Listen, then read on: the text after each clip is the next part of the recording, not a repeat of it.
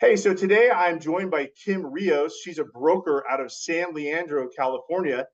She's been in the business for 35 years as a probate sales specialist, a trust sales specialist, reverse mortgages, transaction coordinator, training new real estate agents, bank home sales, mortgage loan generation, new home builder sales, and collaborating with other brokers. She has so much uh, experience. I met her through the transaction coordinator route. Kim, thanks for joining me today. Hi, Mike. Great to be here.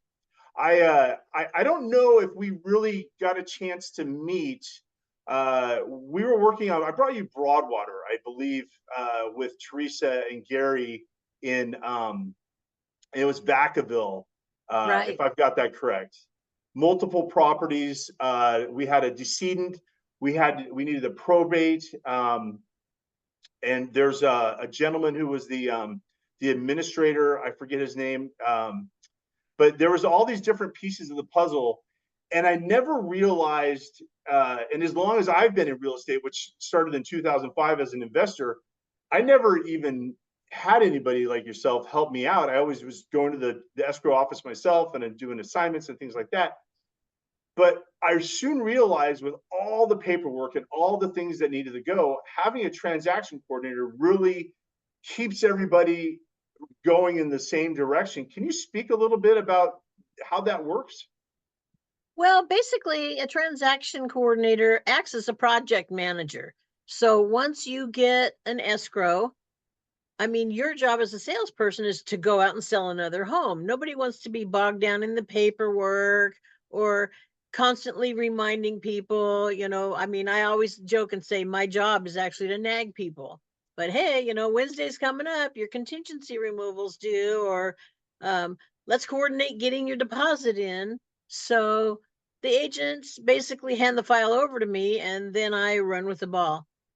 Do you do you think that when um, and I just from my experience when we I got I got a listing, and then I let you know and I give you the specifics, and then you reach out to the seller.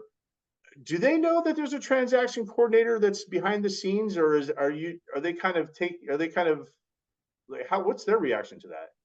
Well, yeah, I send an intro letter. So I also, in addition to doing the escrows, I do help agents that have listings. And I just send an introduction letter saying, "Hi, I'm a transaction coordinator. I work with Mike, and I'll be helping you from now until when your home sells. And, here's kind of the outline of what I'm going to need. Like, you're going to have to fill out some disclosures. I'm going to send you e-signings. Mm-hmm. Here's my cell phone number. Call me anytime." Because a lot of agents are not always reachable. You're with a client, you're driving the car, you're somewhere. This gives your client another route to call if they have a panic, a question. Can't get a hold of Mike, so can you answer this? And you're Sure. also coordinating with the title rep as well. Yeah, that I do. Once you go into escrow, what I do is I send out again a second introduction to everybody in the transaction, and I include the timeline. So the Mm-hmm. buyer's deposit is due this day, the contingency is due this day, any other specifics, and then the closing date. So when I follow up later, it's kind of a reminder, like I re-forward the same introduction email saying, "Hey, just reminding you, your deposit's due tomorrow. Hey, just reminding you." And I copy escrow so that they're all on the same timeline. I copy the lender, everybody knows. And, most of the time, that's all it takes. Then they remember and then they take the action that's needed. Or at least maybe they reply back to everybody saying, "Uh-oh, the buyer had to transfer funds, they're selling stocks, and it's going to take 2 more days to get it into their actual account," or "the roofer couldn't finish the job yet, so we need another week," whatever's happening. But, it gets people communicating so that everybody is all aware. Mm-hmm. Yeah, I know that in just our communication, having you reach out to all the different people, because there's a seller, there's the agent, there's the other agent, there's the and they probably have a transaction coordinator as well, and then you've got the title officer or their their component of that. So that's Mhm. maybe a half a dozen people. And Right. then, my gosh, how many uh, pieces of paper are we signing now? It's quite the um, project management of the whole thing.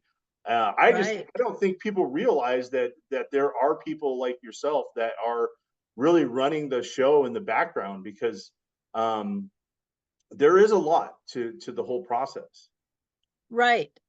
Well, yeah, I mean, most people are pretty easy. They go with the flow as long as things are happening in the direction that they expected. They don't care if it's you or me or even my daughter who's licensed. Once in a while, she helps me send things out.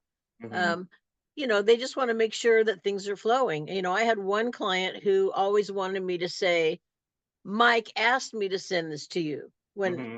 Mike has no clue that I'm sending it to you. I'm just doing my usual thing. Sure. But the conversation always started out like Mike is really hands on, really in control of everything I'm doing, Mm-hmm. thinking, breathing. Yeah. Right. Right. Is there a designation to get your transact license, uh, or is it just something that you fall into? How did you Well, get there? yeah, there is a designation, and you get it through the California Association of Realtors, Mhm. which is CAR. That is the entity that helps us. Like, they create all our forms to make sure everything's legal. Right. Personally, I don't have a designation, but Okay. that's because I'm a broker. I've been Right. doing the paperwork for 40 years almost. Hmm. You know, I I don't see the benefit to me. I wouldn't learn anything new probably from getting the designation. Sure. But Sure. Yeah. anybody No, can I come can. in. I know from just experience with some of our transactions that your knowledge is superior to. I know mine, but as we're talking to other agents that are going through, and I think you know what I'm talking about on some of those things. Um, and so the deals that I've brought you, outside of that first one, we've always had a touch of a foreclosure going on. How does that play into the process and the timelines, and uh, anything you can speak to about that? Well, foreclosures are kind of special because you are dealing with a hard stop with a firm deadline. Although, if you know what you're doing, like in your case where you contact the lender, you show them that you've got the property listed, you keep the lender advised along the way, and they bumped us out. Remember, they bumped the sale out for another month or something because you informed them, hey, we've got a buyer, here's where we're at. Mm-hmm. So I think that's a lot different than somebody who wants to sell and move to a condo in Florida, for example. Like, they don't have a Right. time frame, they don't have any pressure. Right. uh, with foreclosures, the bank is really dictating everything, and you kind of have to fall in line with whatever they're saying. Mm-hmm. Yeah, and there's the with AB 2424. That's where I um, um, oh Lord, I'm running out of time. That's where I learned about it because we had presented the listing and all the information to the trustee, but they it was through an email. It wasn't through the rules that you have to follow to to get that extension. And that was really eye opening to me because we emailed it, and I was on the phone with the trustee, and I think we were a day or two away from closing that. Yeah. So it's important to follow those rules. Um, I certainly learned a lot from that one, and going into that other sale you're talking about, I um, I had a process server deliver the documents so that uh, it would You be had it a would signed receipt proof. yeah, you had. And Yeah. the thing about the process server, and I'm not sure people know this, but they record everything they put into the file.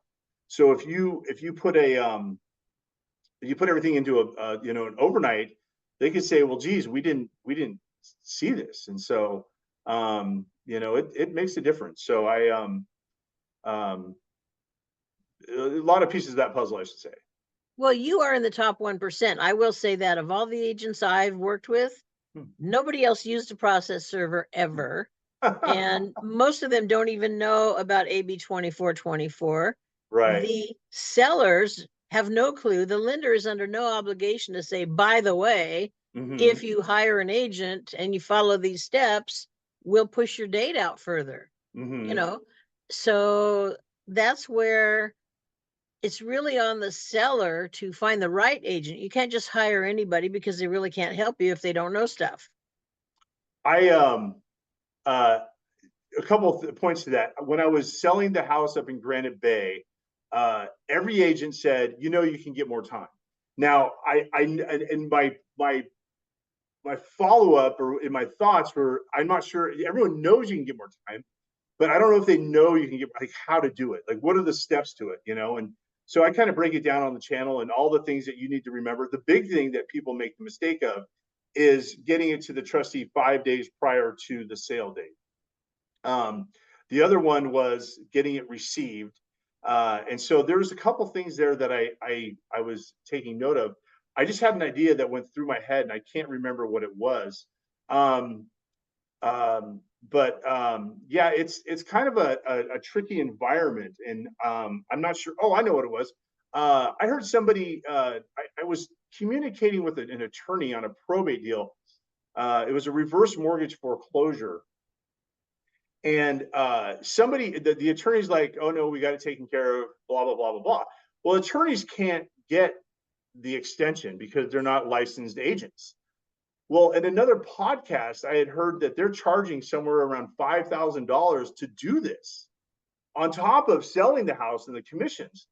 Um, and so my point is that there's no charge to do this. It's not like, and I don't know if the public knows that as well. So, um, you know, you're absolutely right. Having people like yourself that that can work through challenging transactions, as well as people that understand the, you know, I remember we were talking about Walnut Creek, and the first thing you said when you walked in the house, the foundation's, you know, no good. And I said, well, how did you know that?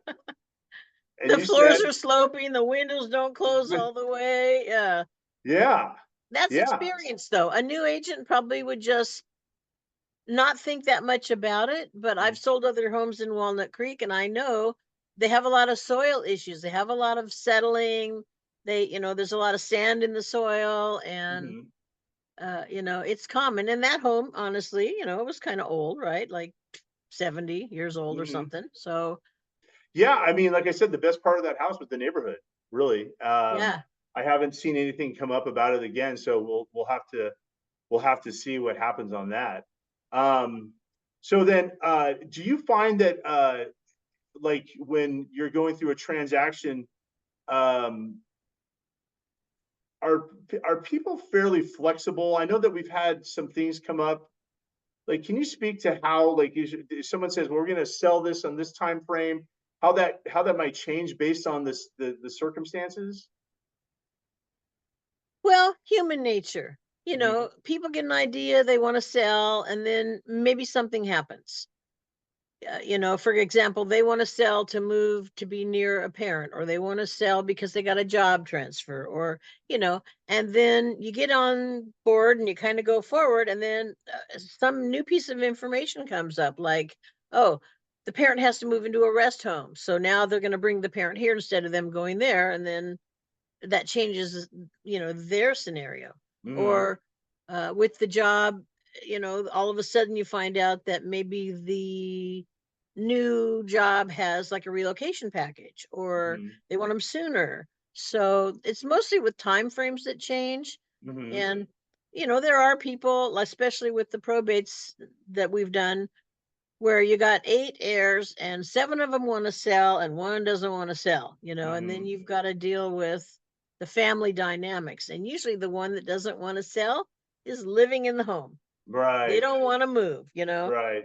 So, there are ways around that, which you can get like an advance on your inheritance so you Mm-hmm. can help the person get moved out. Mm-hmm. But it's all personalities, as you know. When you go to the store, and one checker is nice, one is not nice, or Mm-hmm. crabby, having a good day, bad day. One's going to Maybe the talk your ear off. person's, Yeah. No, yeah, I know exactly what you're talking yeah. about. So it's a people Yeah, no, business. you know, just dealing with the different scenarios in the probate business and the foreclosure side of things. You know, I'm always with the foreclosure. I'm sensitive to the sale date, the time, the fees that are added to the sale because everybody is doing something, you know, to put their hand on it. And so, you know, the challenges of, and I think that people look at realtors as, oh, you just sold a house and you made some money and blah blah blah.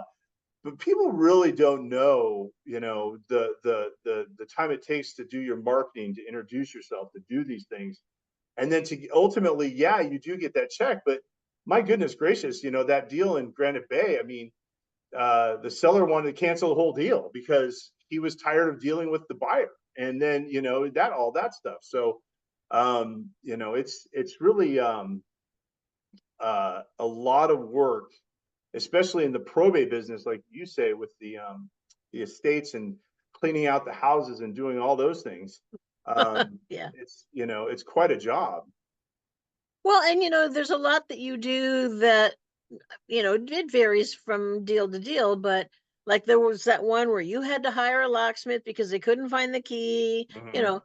Realtors have a solution for any kind of problem that's going to come up. Pretty much a good realtor can say, don't worry, and I think that's one of the things sellers need. They need someone to take control and do some of the stuff that maybe in their mind is more difficult to do. Like, how hard is it to call a locksmith?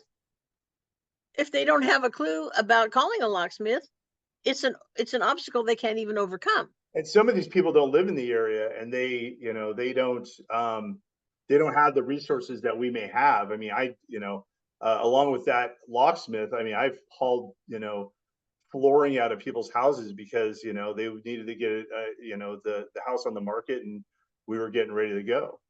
Yeah, yeah. So No, you're right. I mean, I've sent my gardener over to mow somebody's lawn. Like, hey, they live up in Redding. We're down here in the Bay Area. That the weeds are a foot tall. mhm, You know, I by the time I call them and have them arrange or whatever, it's another week goes by. This way, my guy just goes over and mows it. The house stays looking good. perfect. Because Well, you don't want to let people know that it's vacant. When your weeds are a foot tall, and it starts to draw attention, and that's mm, another thing that we are always going there to check on the property, make sure no one's broken in, no homeless people. Well, depending where you are, but in yeah, our area there are some. yeah. So hey, so we're out of time. Okay, I appreciate your time, and I know I'll be calling you soon. I'm going to put your contact information up here. If you have any questions for Kim or myself, feel free to give us a call, and we'd be happy to talk. Thanks, Kim. great. Thanks, Mike.